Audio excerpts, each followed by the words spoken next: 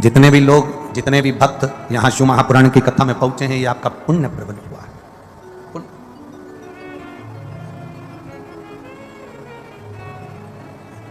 जिस दिन किसी भूखे को भोजन करा दो, जिस दिन तुम किसी प्यासे को पानी पिला दो, तो समझ लेना कि तुमने आज भोलेनाथ ने तुमको इस लायक बना दिया।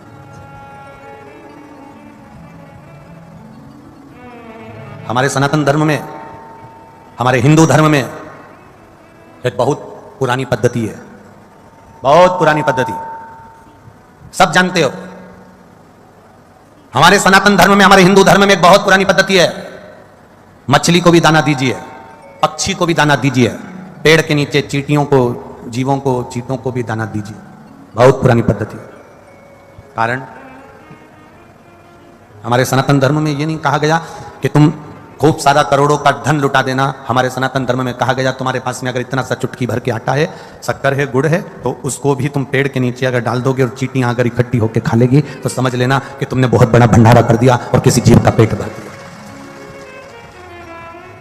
कई लोग कहते हैं भगवान हमको देगा ना तो मैं 5 कुंटल आटे का भंडारा करूंगा, अगर भगवान हमको देगा तो 10 पीपा तेल का दान करके भंडारा करूंगा, अगर भगवान मुझको देगा 50 पीपा घी की नुक्ति बनवाकर मैं भंडारा करूंगा, अगर भगवान मुझे देगा तो मैं इतना बड़ा भंडारा करूंगा। शिव महापुराण की कथा कहती है, शंकर भगवान का चरित्र कथा है, शिव तत्व कथा है, शंकर का गुणगान कर रहा है। सारे देवी देवताओं को 56 भोग लगते हैं। राम जी के मंदिर जाना 56 भोग लगेंगे, द्वारकाधीश के मंदिर जाना 56 भोग लगेंगे, देवी के मंदिर जाना 56 भोग लगेंगे, दत्त के मंदिर जाना 56 भोग लगेंगे। सारे देवताओं को 56 भोग लगते हैं, पर मेरे किसी भी शिव के मंदिर में जाना शंकर भगवान को 56 भोग नहीं लगते। कारण क्या है? शंकर भगवान कहते हैं मेरे इतने सारे भूत प्रेत डाकनी पिशाचनी चुड़ैल इतने सारे भूत बने हुए हैं और मेरे अपने गण मंदिर के बाहर खड़े हुए हैं और मैं अंदर 56 भोग खाऊं, अकेला संतुष्ट हो जाऊं, मुझे 56 भोग नहीं पाना। जो बाहर खड़े हैं इनको कुछ खिला देना, मुंह झूठा करा देना, 56 भोग हो गया। अर्थात इनको तुमने एक गिलास पानी पिलाया, एक अन्न का निवाला खिलाया, एक जरा सा एक बिस्कुट का टुकड़ा भी तुमने इसको खिलाया है, तो वो भगवान भोलेनाथ को 56 भोग के बराबर है।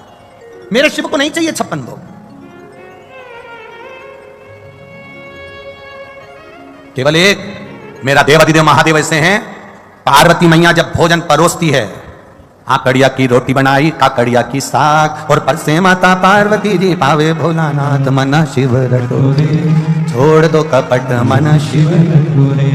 आकड़िया की रोटी बनाई और काकड़िया की साग। पार्वती जी जब जब भोजन बना के तैयार रखती हैं, शंकर भगवान के सामने थाली आती है, शिव जी के सामने जैसी थाली पहुंची, बाबा भोलेनाथ जी के सामने जैसी पात्र आया भोजन का, शंकर भगवान सबसे पहले भोजन करने से पहले नंदी की ओर देखते हैं, नंदी शिव जी की ओर देखता है। तब पार्वती जी 3 बार भगवान महादेव से प्रश्न कर चुकी, ऐसा क्या कारण है कि मैं भोजन बनाकर तुम्हारे सामने रखती हूं और नंदी की ओर तुम मुड़कर देखते हो? भोजन में कोई कमी रह गई? भोजन में नमक रह गया? भोजन में मिर्ची रह गई? भोजन में घी रह गया? भोजन में क्या कमी रह गई कि मैंने थाली रखी और तुमने नंदी की ओर देखा? ऐसा है क्या? पति भोजन करने बैठे और पत्नी ने थाली लगा के रखी और पति अपना मोबाइल देखता रहे, तो पत्नी को गुस्सा नहीं आएगा? तुम्हारा मोबाइल जरूरी है कि भोजन जरूरी है? किससे चैटिंग चल रही है? क्या है ये? किससे बात चल रही है? क्या हो गया ये मोबाइल में क्यों लगे रहते हो दिन भर? भोजन की थाली सामने रखी है ना। माता पार्वती जी ने शिव जी के सामने भोजन की थाली रखी और भगवान शंकर भगवान ने नंदी की ओर मुख कर देखा। जो नंदी की ओर देखा तो पार्वती जी ने गुस्सा कर दिया। माता पार्वती जी बोली, प्रभु एक बात बताओ, मैं रोज भोजन की थाली लाती हूं और आप भोजन की थाली देखकर नंदी की ओर देखते हो, ऐसा है क्या?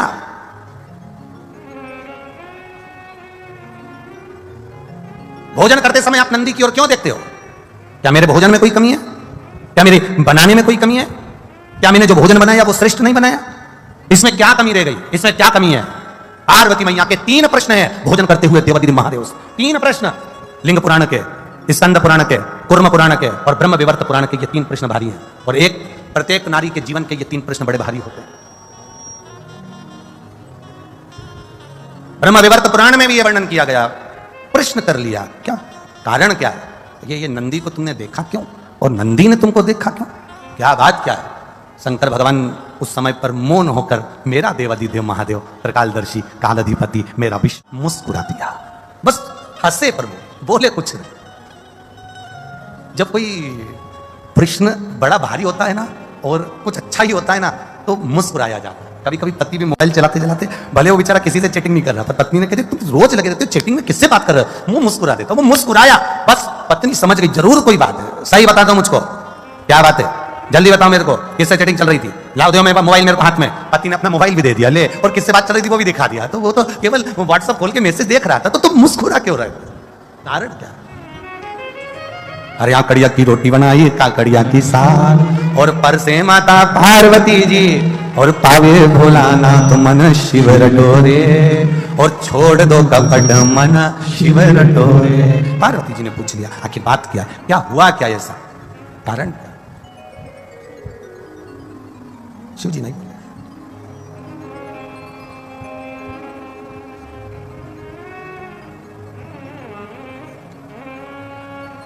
शिव जी नहीं बोले। थोड़ी देर बाद मां जगज्जननी जल का पात्र लेकर आई।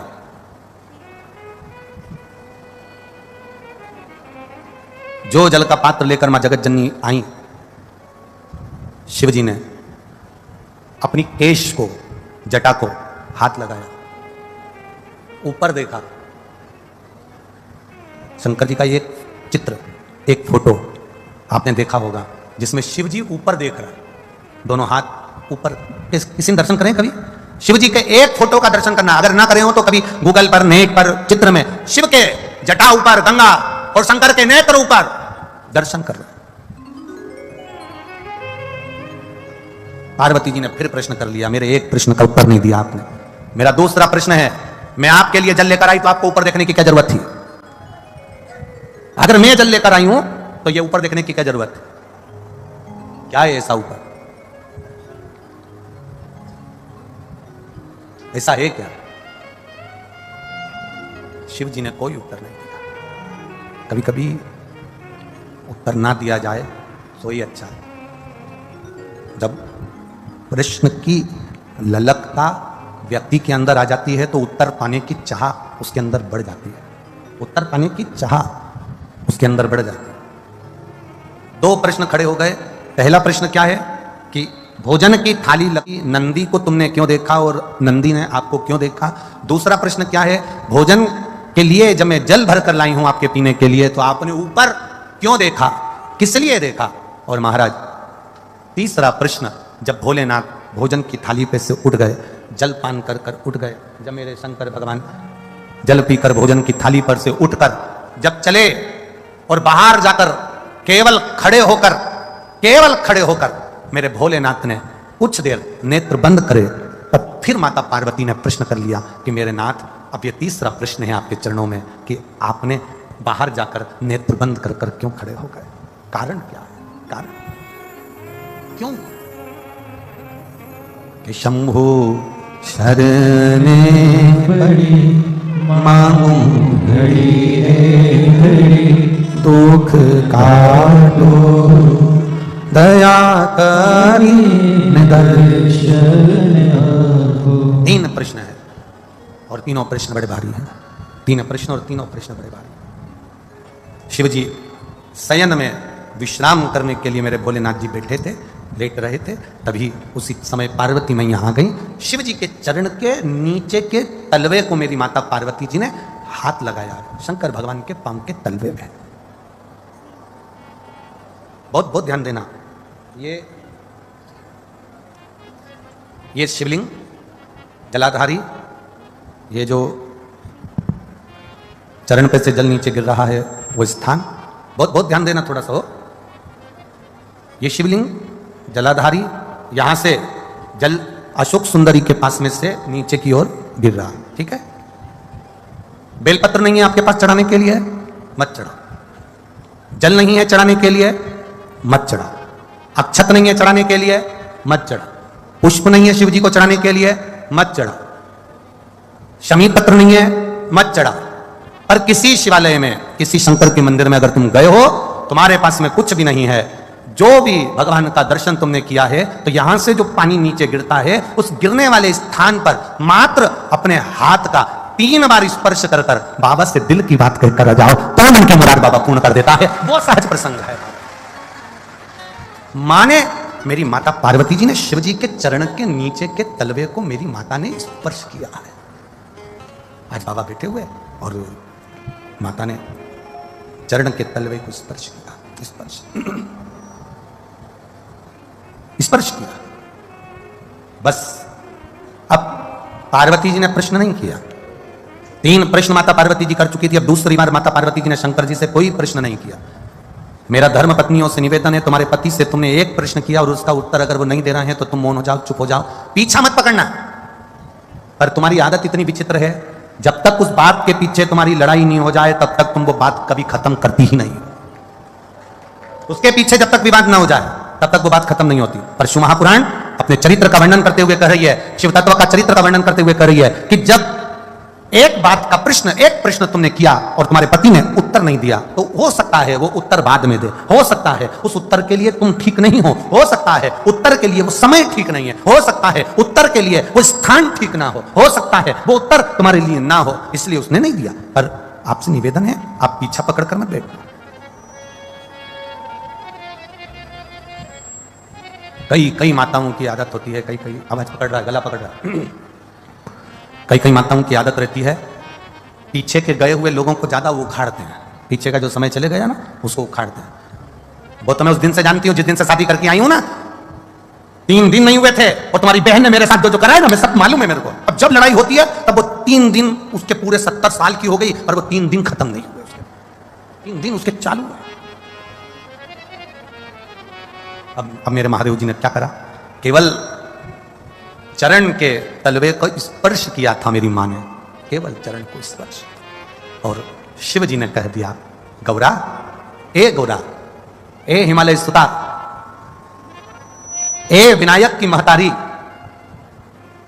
ए सदानंद कार्तिकेय की मां, जगत का भरण पोषण करने वाली है जगत जननी, तुमने 3 प्रश्न मुझसे किए। अब प्रश्न ही कराए मेरी माता ने, केवल एक बार प्रश्न कर मेरी माता भूल गई, और भूलने के बाद मेरी मां महादेव के चरण के उस रज को, उस नीचे तलवे को केवल स्पर्श करी और शिव जी ने उत्तर देना प्रारंभ कर दिया।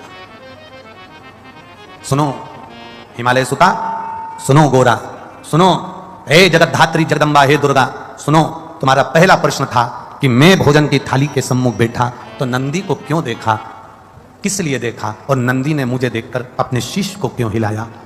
सुता, हे हिमालय सुता, उसका केवल एक उत्तर है, मेरे को लोग विश्वनाथ कहते हैं।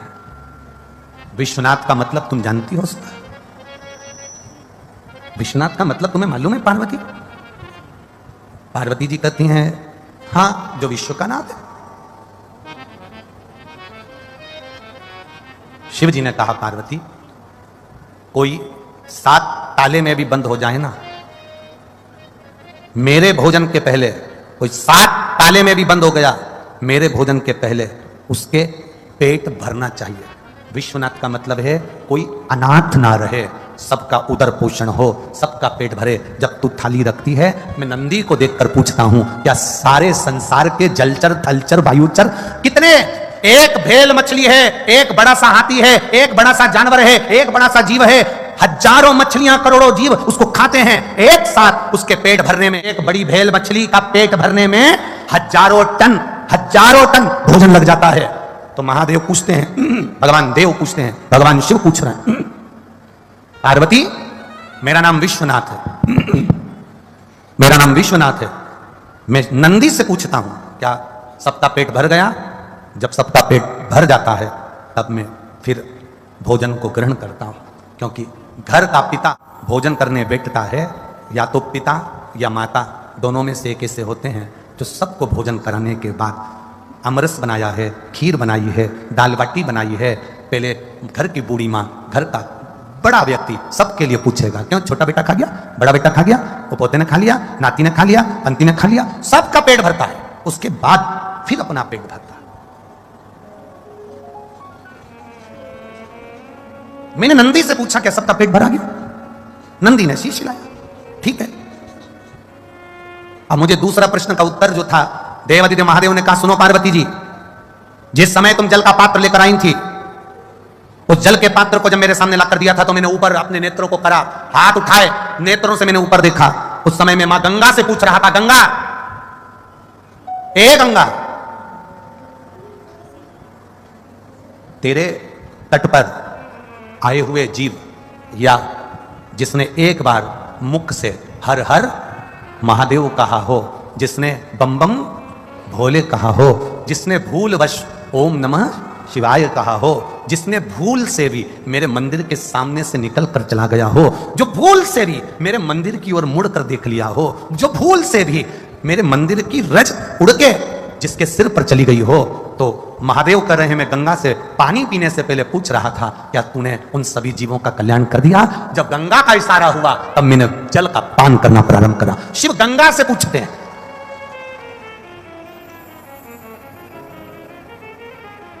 और तीसरा प्रश्न का उत्तर, तीसरे प्रश्न का उत्तर महादेव कह रहे हैं मैं बाहर गया, नेत्र बंद कर थोड़ी देर खड़ा हो गया, तब शंकर भगवान कहते हैं उस समय पर मैं बाहर खड़े होकर मेरे इष्ट मेरे राम को याद कर रहा था और उनको धन्यवाद दे रहा था कि तूने मुझे जो कार्य सौंपा है विश्व के भरण पोषण का, वो मैंने सुचारू रूप से कर दिया, उसके लिए तेरा धन्यवाद है।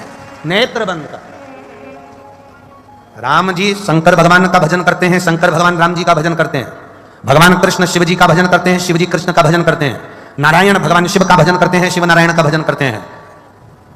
एक दूसरे की भक्ति में सब लगे होंगे, एक दूसरे के भजन में सब लगे होंगे, एक दूसरे के स्मरण में सब लगे होंगे। हमारे जैसे नहीं है कि हम एक दूसरे की टांग खींचने में लगे हुए हैं। देवताओं में कभी ये नहीं हुआ कि एक दूसरे की टांग खींची गई है। अगर देवता टांग खींचते होते तो एक उनकी कथा नहीं सुन पाते। देवता कभी किसी की टांग नहीं खींचे। जब जब देवता इकट्ठे होते हैं तब तब विश्व कल्याण की बात करते हैं।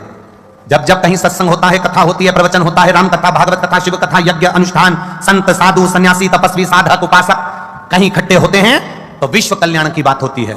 और जब कुछ निंदक करने वाले एक साथ इकट्ठे होते हैं तो किसी ना किसी की निंदा होती। तुम देखना, एक व्हाट्सएप पर, एक फेसबुक पर, एक गूगल पर, एक यूट्यूब पर एक गलत पोस्ट करके तुम लिख के डाल दो कि वो व्यक्ति ऐसा है, तो जितने चुगल खोटते हैं,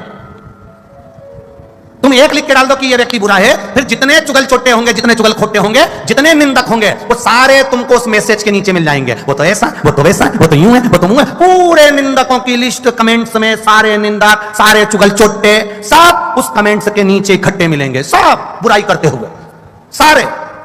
और कहीं कहीं का एक आध दो कमेंट ऐसा मिलेगा जो इनका विरोध करने वाला होगा। वो कह देगा नहीं रे तुम गलत हो, नहीं उसने सही करा, तुम गलत हो। समझ जाना कि 32 दांत में एक जिभ्या आठ विराजमान है उस कमेंट्स के अंदर। आप देख सकते हो निंदक एक साथ इकट्ठे होते हैं तो वह निंदा का कार्य करते हैं। सज्जन एक साथ इकट्ठे होते हैं, कोई सतकर्मी, कोई संत, कोई साधु, कोई ब्राह्मण, कोई साधुजन, कोई गुरुजन, जब एक साथ इकट्ठे होते हैं तब संत भाव में विश्व कल्याण की बात करते हैं। अपने राष्ट्र का कल्याण कैसे हो, विश्व का कल्याण कैसे हो, सनातन धर्म की रक्षा कैसे हो, गौ बेटियों की रक्षा कैसे हो, हमारे सनातन धर्म को आगे कैसे लेकर जाए, हमारे हिंदू धर्म का हम और आगे तक इसका प्रचार कैसे कर सकते हैं, अपने सनातन धर्म को हम और कैसे बचा सकते हैं, अपने सनातन धर्म को हम और पोषित कैसे कर सकते हैं। हम ये विचार करते हैं। जब सनातनी इकट्ठे होते हैं तब सनातन धर्म को जोड़ने की बात करते हैं।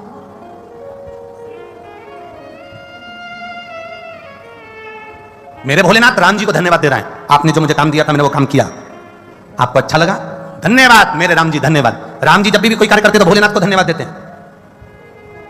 हमारे यहां की तो इतनी विचित्र रीति है, गुलाब जामुन अच्छी बन जाए तो सास तुरंत कह देती है मैंने बनाई है, सब्जी अच्छी बन जाए तो सास तुरंत कह देती है मैंने बनाई है, और सब्जी अगर बिगड़ गई वो तो बहू को बनाना नहीं आता, उसके बाप के घर से ऐसी सीख के आई है।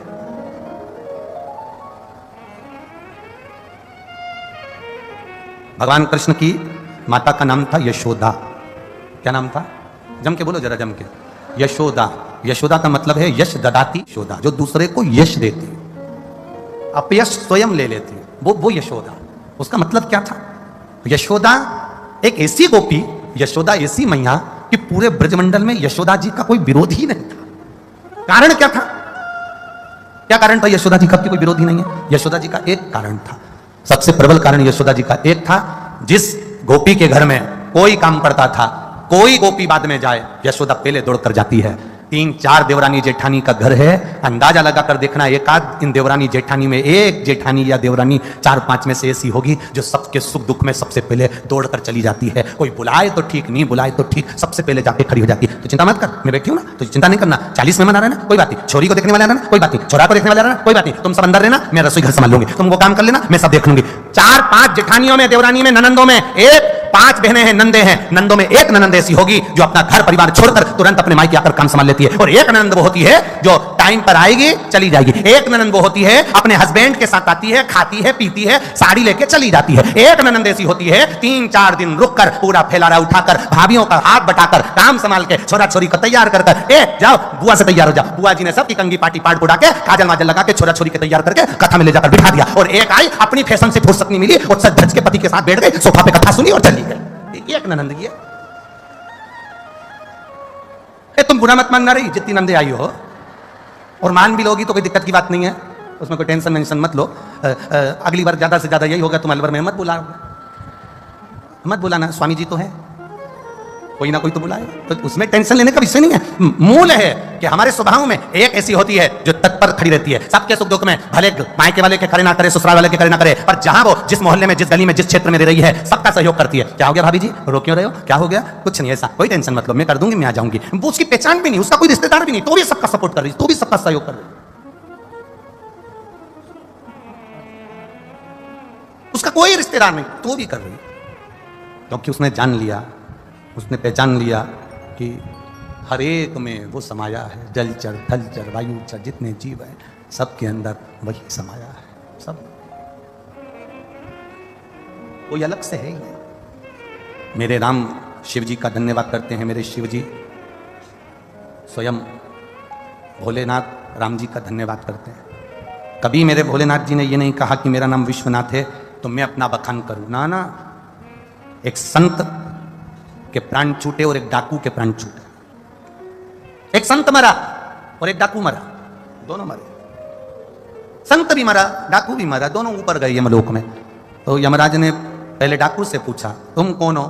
डाकू बोला मैं डाकू हूं, सबके डाका डालता था, सब मेरे डाका डालने से रोते थे, कई लोगों को मारा भी मैंने, पीटा भी मैंने, कई लोगों की हत्या भी मैंने कर दी, सबका धन लाया, निपटा गया, खा गया, सब अपने खर्चे में लगा दिया। मैंने दुनिया के लोगों को बहुत दुख दिया है, मैं डाकू था, मैंने दुनिया को कष्ट दिया है, पर मैं आपके चरणों में खड़ा हूं, आप जैसा कहोगे वैसा मैं अपने कर्म का दंड भोगने को तैयार हूं। मैंने गलती करी है, मैं क्षमा चाहता हूं, मैंने दुनिया के लोगों को लूटा, क्षमा चाहता हूं, मैंने बेईमानी करी, मैं क्षमा चाहता हूं, मैंने दुनिया के लोगों को मारा, क्षमा चाहता हूं, मैं डाकू था और डाकू हूं, मैंने लूटा, मैं क्षमा चाहता हूं। डाकू ने जब कहा, डाकू के शब्द जब सुने, तब यमराज ने कहा ठीक है, आपने, दुनिया के लोग यहां आते हैं तो अपनी गलती को छुपाते हैं, पर आपने अपनी गलती को बताया है, कोई बात नहीं, ठीक है। संत को देखा, यमराज ने संत को कहा आप कौन है? मैं संत साधु तपस्या में लगा रहता था, तप करता था, साधना करता था, तब इतना भयंकर भयंकर मैंने तप करा कि पूरा ब्रह्मांड हिल गया, ऐसा मैंने तप, ऐसा मैंने साधना, ऐसी मैंने आराधना करी है, ठीक है, ये बड़ी कृपा है आपके ऊपर जो आपने इतनी तप साधना करी। डाकू ने कहा मेरे लिए कोई दंड हो, मेरे लिए कोई कार्य हो तो बताओ। यमराज ने कहा तुम्हारा दंड केवल इतना है, जाओ इस संत की सेवा करो, ये जो संत मर कर आया है इसकी सेवा करो।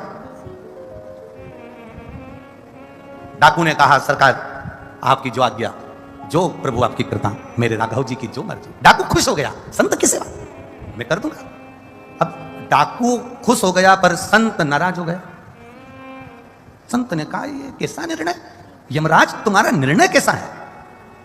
यमराज ये तुम्हारा निर्णय है, एक डाकू को मेरी सेवा में लगा रहे हो, जिस डाकू ने अगर मेरे को स्पर्श कर लिया, इस डाकू ने अगर मुझे छू लिया तो मेरा करा हुआ सारा पुण्य समाप्त हो जाएगा। ये डाकू को मेरी सेवा में लगा रहा है, ये डाकू मुझे छूना नहीं चाहिए, इसने डाका डाला है, लोगों का कत्ल करा है, लोगों को मारा है, मैं पवित्र जीव, मैं पवित्र आत्मा, मैंने संत हूं, मैं साधु हूं, मैंने भजन करा, तप करा, साधना करी, और तुम मेरे सेवा में डाकू को लगा रहे हो? इस डाकू को तो मुझे भी नहीं चाहिए, ये छुए भी ना मुझको।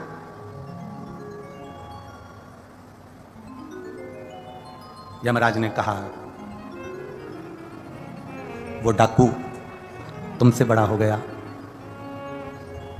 डाकू होकर भी क्षमा याचना करता रहा, और महाराज जी आप पवित्र थे, तप करा था, साधना करी थी, इसीलिए तो डाकू को आपकी सेवा में लगाया था कि आपका मात्र स्पर्श हो जाता तो वो डाकू का भी कल्याण अपने आप हो जाता, अपने आप। पर इतना इतना अहंकार अपनी उस तप साधना पर जिसमें तुम एक डाकू का भी कल्याण नहीं कर सकते, एक डाकू का तप साधना। फिर निवेदन करूंगा आपकी तप साधना, चलते चलते शिव का नाम ले लो, चलते चलते भगवान का भजन कर लो, चलते चलते स्मरण कर लो, चलते चलते शिव भक्ति कर लो। चलते चलते भगवत नाम का स्मरण करो। साधना तप साधु का हम माने कठिन है, पर चलते चलते राम नाम, कृष्ण नाम, शिव नाम लेते चलो। कोई जरूरी नहीं है। आज कई लोगों ने पूछा गुरुजी, मैंने सीओर भेजा कि गुरुजी से पूछ कर बताओ, आज शिवरात्रि है तो शाम को रात्रि को 9 बजे अभिषेक करेंगे, तो क्या व्रत रखें, उपास रखें, हम कुछ खाएं ना खाएं, हम कैसे हम अभिषेक करें, कैसे हम पूजन करें? हम उनसे एक बात ही कहना चाहेंगे, हमने अपनी व्यासपीठ से हमेशा कहा है आपको, आज फिर कह रहे हैं, जरूरी नहीं कि तुम खाना छोड़ोगे तो उपास होगा, जरूरी नहीं कि तुम एक टाइम भोजन करोगे और एक टाइम फलाहार करोगे तो उपास होगा, जरूरी नहीं कि आप दोनों टाइम का भोजन छोड़ दोगे तो उपास होगा, जरूरी नहीं कि तुमने खाना छोड़ा, मैं ये नहीं खाऊंगी उपास हो जाएगा, मैं ये नहीं खाऊंगी उपास हो जाएगा।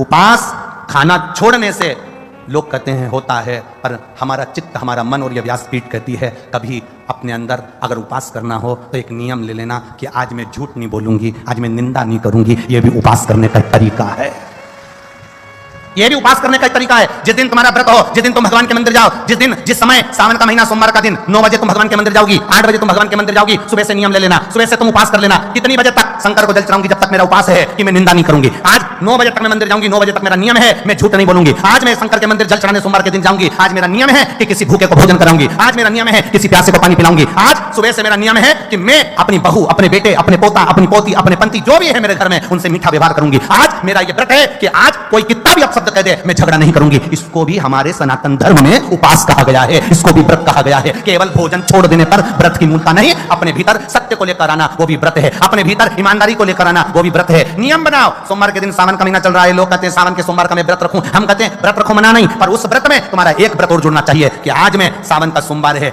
हफ्ते भर में झूठ बोलता हूं, एक दिन नहीं बोलूंगा, आज मैं 9 बजे तक जब तक पूजन ना कर लूं तब तक मैं किसी का दिल नहीं दुखाऊंगा। ये भी तो व्रत है, ये भी तो उपास है, ये भी तो साधना है, ये भी तो तप है, ये भी तो आनंदता है।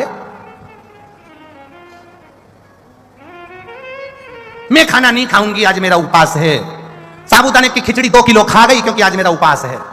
क्या मतलब था ऐसा उपास? सोमवार कल, आज से लग गई पीछे।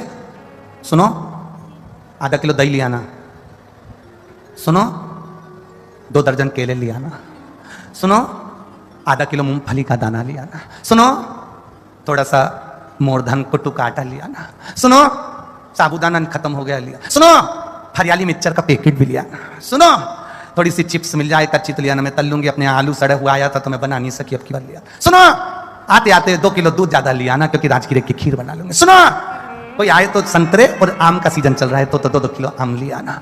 उसने सब ला के रख दिया, सब खा भी गई।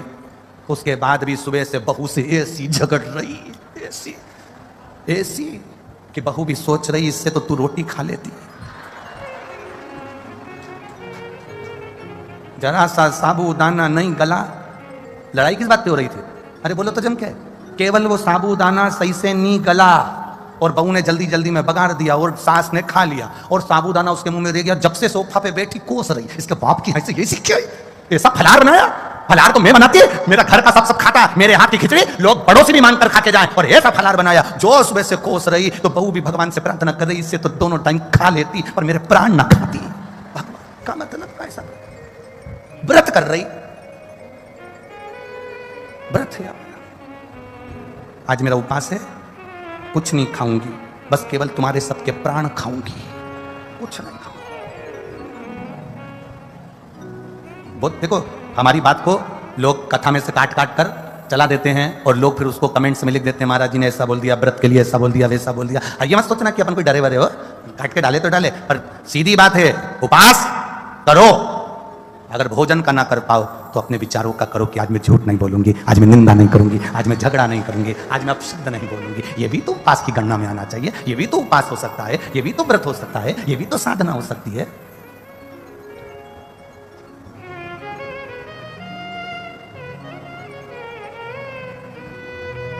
ये जीव का एक विचार है, ये जीव की एक सोच है, ये जीव की एक धारणा है।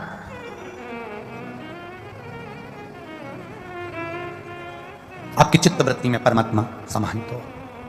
शिव कथा कर रही है, पार्वती मैया के 3 प्रश्न पर भगवान शंकर ने उत्तर दे दिया। केवल चरणारविंद के तलवे पर स्पर्श किया था माता पार्वती ने और देवादिदेव महादेव ने उत्तर दे दिया। उस उत्तर का मतलब है शंकर भगवान के शिवलिंग जलाधारी चरणारविंद जहां से पानी नीचे बहकर जाता है वहां पर आपका 3 बार किया गया स्पर्श, नहीं बेलपत्र, नहीं शमीपत्र, नहीं जल, नहीं पुष्प, केवल 3 बार स्पर्श किया हुआ भी जल का नयनों से स्मरण कर लेने पर भी मेरा देवादिदेव महादेव आपके मन के मनोरथ को पूर्ण कर देता है। वो शिव तत्व, वो शंकर, वो ओघड़ी, वो त्रिकालदर्शी, वो कैलाशी अविनाशी है, वो शिव है। बोल बम का नारा है, सारी समस्या का हल शिव तत्व को पहचानने का एक मौका है। वो मौका छोड़ो, वो छोड़ा ना। और महाराज भगवान देवादिदेव महादेव का संवाद कर रहा। पार्वती मैया के प्रश्न 3 केवल शिव के चरण का स्पर्श कर प्राप्त कर लिए उसके उत्तर। शिव महापुराण की कथा कहती है भगवान शंकर के देवादिदेव महादेव के चरणारविंद की रज प्राप्त कर हम भी अपने भीतर के कुछ प्रश्नों के उत्तर भगवान देवादिदेव महादेव से प्राप्त कर सकते हैं, भगवान शंकर से प्राप्त कर सकते हैं। सती मैया अपने प्राणों को त्याग दी, माता जगतजननी पार्वती का अवतार हिमालय राज्य के यहां पर हो गया। पर इन माता सती और माता पार्वती के मध्य का एक अवतार सती मैया का और रहा, वो था कोयल का अवतार। कल कथा में आपको कहा था, कथा में वर्णन किया था, भगवान शिव की पावन कथा में कल वर्णन किया था कि शिव जी को क्रोध आया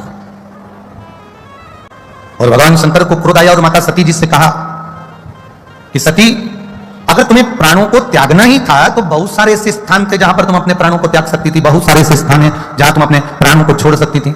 फिर आखिर तुमने ये यज्ञ की कुंडी में अपने प्राणों को त्यागा, इस यज्ञशाला में अपने प्राणों को त्यागा। इसलिए मैं आपको श्राप देता हूं कि तुम कोयल का जन्म पाओ।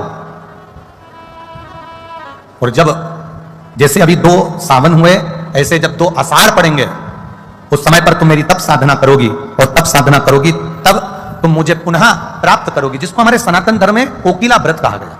इधर जानते कोकिला व्रत को? जब 2 आषाढ़ पड़ते हैं, मतलब अधिक मास का जब आषाढ़ पड़ता है, 2 आषाढ़ पड़ते हैं, तब उसको कोकिला व्रत के नाम से जाना गया, जिस समय पर माता सती ने भगवान शिव की आराधना करी है कोयल के रूप में। और भगवान शिव ओघड़दानी ने फिर आकर उनको दर्शन देकर हिमालय राज्य के घर में उनका जन्म हुआ है, उनका प्रागट्य हुआ। पार्वती मैया की तप साधना इतनी प्रबल थी, इतनी प्रबल, इतनी प्रबल। देखो कोई कोई होता है जिसको बहुत तप करना पड़ता है, साधना करना पड़ती है, बहुत बहुत बहुत तप साधना करना पड़ती है, तब जाकर उसको भगवान का दर्शन हो पाता। और कोई कोई ऐसा होता है कि उसको तप साधना ज्यादा नहीं करना पड़ती, जैसे देवऋषि नारद ने एक बार भगवान विष्णु से पूछा, नारायण प्रभु एक बात बताओ कि मैं दिन भर श्रीमन नारायण करता हूं, दिन भर श्रीमन नारायण श्रीमन नारायण श्रीमन नारायण श्रीमन नारायण बोला करता हूं, उसके बाद आपका मुझे दर्शन नहीं हो पाता, उसके बाद आप मेरे ऊपर प्रसन्न नहीं हो पाते। और प्रहलाद जो 5 वर्ष का है, ध्रुव 4 वर्ष का है, मीराबाई 4 वर्ष की है, कर्माबाई 4 वर्ष की है, तुकाराम जी 5 वर्ष के हैं, रामकृष्ण परमहंस 7 वर्ष के हैं, जगत गुरु शंकराचार्य जी 7 वर्ष की आयु थी। तो ये इतनी कम उम्र में, इतनी कम आयु में, इतनी कम उम्र में ऐसा कैसे आप प्रकट हो जाते हो, कैसे आप प्रसन्न हो जाते हो, कैसे आप दर्शन दे देते हो, कैसे आप प्रसन्न हो जाते हो, कैसे आप प्रसन्न हो? शिव कथा कह रही है, भगवान शंकर का संवाद कर रहा है, शिव महापुराण की कथा कह रही है। भगवान नारायण देवऋषि नारद से कहते हैं कि नारद, ये इनके आज का पुण्य नहीं है जो मैं प्रकट हो गया हूं, इनके आज का पुण्य नहीं है कि जो मैं प्रकट हो गया हूं, ये तो पुरातन ना जाने कितने कितने जन्म निकल गए इनके भजन करते करते करते करते करते करते तब जाकर मेरा दर्शन हुआ है। तो मेरा भी आपसे यही निवेदन है कि जितने लोग पंडालों में भरे पड़े हैं, जितने लोग आस्था चैनल पर कथा सुन रहे हैं, जितने लोग फेसबुक यूट्यूब पर कथा सुन रहे हैं, आप शिव महापुराण की कथा में सम्मुख बैठकर हृदय से अपने दिल की बात देवादिदेव महादेव से कर रहे हैं, तो ये विचार करना तुम्हारा एक जन्म का नहीं, ना जाने कितने जन्म का पुण्य इकट्ठा हुआ होगा, तब जाकर तुम शिव की कथा में पहुंच पाए हो, तब जाकर तुम भगवान देवादिदेव महादेव की कथा का रस तत्व ग्रहण कर पा रहे हो, तब जाकर तुम भगवान शंकर की पावन कथा को सुन पा रहे हो। कोई कोई होता है चलते फिरते भगवत भजन करते आनंद करते अपने जीवन को धन्य बना लेता है, होता है। कुछ लोग खड़े होकर बस का इंतजार कर रहे थे, अब कुछ लोग खड़े होकर बस का इंतजार कर रहे हैं, बस आएगी बैठेंगे जाएंगे। एक भिखारी आया, जरा बहुत ध्यान देना महाराज, बस का इंतजार कर रहे हैं कुछ लोग वहां खड़े होकर, और एक भिखारी आया, सबसे मांगा भैया 5 रुपए दे दो, भैया 5 रुपए दे दो, भैया 5 रुपए दे दो, सबसे 5 रुपए इकट्ठे करे भिखारी ने, और एक ऑटो करा और उसमें बैठ के चले गए। बाकी के लोग क्या कर रहे थे? अरे जम के तो बोलो, बस का इंतजार। उसने क्या करा, सबसे जितने लोग बस का इंतजार कर रहे थे सबसे 5-5 रुपए ले लिए और ऑटो में बैठा चले गया। दो तरह के लोग हैं, एक बस का इंतजार कर रहे हैं और दूसरा 5-5 रुपए लेकर तुरंत यहां से लिया वहां से लिया 5-5 रुपए इकट्ठा करा, 50 रुपए ऑटो करा सबके सामने और बैठा चल दिया। दो तरह के लोग हैं, एक बैठकर साधना कर कर भगवान आएगा, बैठेंगे, मिलेंगे, हमें उनके धाम लेकर जाएगा, और एक तुम्हारे जैसा होता है जो चलते फिरते भगवान का नाम लेकर अंत में परमात्मा के धाम चले जाता है। एक इंतजार में बैठा, एक इंतजार कर रहा है, एक साधना तब भक्ति में रम कर आएगा भगवान मैं उनके साथ जाऊंगा, आएगा भगवान मैं उनके साथ जाऊंगा। एक वो होता है जो चलते फिरते भजन कर रहा है। इतने सारे बैठे हो, दो बेटे दो बच्चे घर में, एक बड़ा एक छोटा, किसी किसी के घर में दो बेटियां होती, कोई दो बेटे होते, कोई बेटा बेटी होती, एक बड़ा, दोनों को भूख लगी। बड़े बच्चे ने कहा मेरे को भी भूख लग रही, छोटा कह रहा है मां मुझे भी भूख लग रही है। बड़े बच्चे को मां ने भोजन लगा कर दे दिया थाली में, एक जगह बिठा दिया, बैठकर वो खाने लगा। छोटा बच्चा कहता मां रोटी दे, मां ने रोटी में घी लगाया, नमक लगाया, फिंगर बनाया, गुट्टा बनाया, पुंगा बनाकर उसके हाथ में पकड़ा दिया। बच्चे ने हाथ में पकड़ा, मां का पल्लू पकड़ा, चलते फिरते खा रहा है। बच्चा खाना खाते जाए, मां का पल्लू पकड़ के जाते जाए, मां इधर जाए बच्चा उधर चले जाए, मां उधर जाए बच्चा उधर चले जाए। बड़ा बेटा एक जगह बैठकर भोजन कर रहा है, छोटा बेटा मां का पल्लू पकड़कर चलते फिरते खाते खाते चले जा रहा है। मेरे देवाधिदेव महादेव से प्रार्थना करना, भगवान हमको इतना बड़ा मत बना देना, हमें ऐसा संत, ऐसा साधु, ऐसा सन्यासी, ऐसा तपस्वी, ऐसा साधक, ऐसा उपासक हमको मत बनाना कि हम एक जगह बैठकर तेरा भजन कर सकें। ये हमारे बस की बात नहीं, हमें तो छोटे बच्चे जैसा बनाना, चलते फिरते तेरा भजन करें और तेरे धाम पर चले जाए। बड़े बच्चे की तरह एक जगह बैठकर हम भजन कर पाए ये हमारी सामर्थ्यता नहीं है, एक जगह बैठकर हम स्मरण कर पाए ये हमारी सामर्थ्यता नहीं है। हमें तो छोटा बना दे, बिल्कुल छोटा। और तू जितना छोटा बनाएगा उतने हमारी भक्ति का आनंद बढ़ता जाए। मेरा निवेदन है, पानी तेज है, जलवृष्टि तेज हो रही है, जो लोग गीले हो रहे हैं उनसे निवेदन है थोड़ा थोड़ा अपने ऐसी जगह पर चले जाओ जहां तुमको पानी ना लगे। आप सभी से निवेदन है, छोटे बनकर अपनी जिंदगी का एक आनंद पाएंगे तो अपने जीवन की सार्थकता हो। छोटे बन महाराज, आप जितना भक्ति के बल को बढ़ाने का प्रयास करेंगे उतना भक्ति का बल बढ़ता चले जाता है, भक्ति का बल बढ़ेगा, पर उसमें दिखावा की जिंदगी से बाहर होगा। शिव कथा कर रही है, भगवान शंकर का पावन चरित्र कह रहा है, छोटे बन जाओ, बिल्कुल छोटे। बड़ा गलती करता है ना डांट देते हैं, बड़ा गलती करता है तो लोग उसे समझा देते हैं, पर जो छोटा होता है ना वो गलती करता है ना तो घर के लोग भी कहे छोटा है चलेगा, छोटा है चलेगा। मेरा देवाधिदेव महादेव यही हमको सिखाते हैं। शंकर के मंदिर में जाना तो छोटे बनकर जाना, कथा में जाना तो छोटे बनकर जाना, संत के पास जाना तो छोटे बनकर जाना, गुरु के पास जाना तो छोटे बनकर जाना। जितने छोटे बनकर जाओगे उतने सुख का अनुभव कर सकोगे। और छोटे में जो सुख है वो बड़े में सुख नहीं है, क्योंकि बड़ा कभी भी, अब तुम देख लो 2000 का नोट बड़ा नोट, और छोटा 10 का नोट और 5 का नोट और 50 का नोट और 100 का नोट, कितनी बार नोट बदले? 2 बार। हमेशा जो बदले वो बड़े ही गए, छोटे गए क्या? अरे बोलो तो जम के, नहीं गए ना। मतलब छोटा हमेशा टिका रहता है, बड़ा कभी भी गायब हो सकता है। इसलिए हमें इतने बड़े नहीं बनना कि हम कभी भी गायब हो जाएं, अहंकार में फूल जाएं, आसक्तियों में फूल जाएं, वासना तृष्णा में फूल जाएं। जो बड़ा बन जाता है फिर वो गायब हो जाता है, उसकी चेहरे से स्माइल गायब हो जाती है, उसके भीतर भोजन गायब हो जाता है, उसकी प्रसन्नता गायब हो जाती है। जो बहुत बहुत बड़ा हो जाता है तो वो ज्यादा तेज हंस भी नहीं सकता। कोई भी प्रसंग आएगा ना हंसने का भी तो भी उसको बिल्कुल पल्लू लेके चुपचाप से हंसना पड़ेगा। जितने बड़े होते चले जाओगे, जो छोटा है वो खड़े होकर नाच भी लेता है, जो छोटा है वो भजन में ताली भी बजा लेता है, जो बहुत वीआईपी बन गया तो वो ताली भी नहीं बजा पाता, बजाएगा भी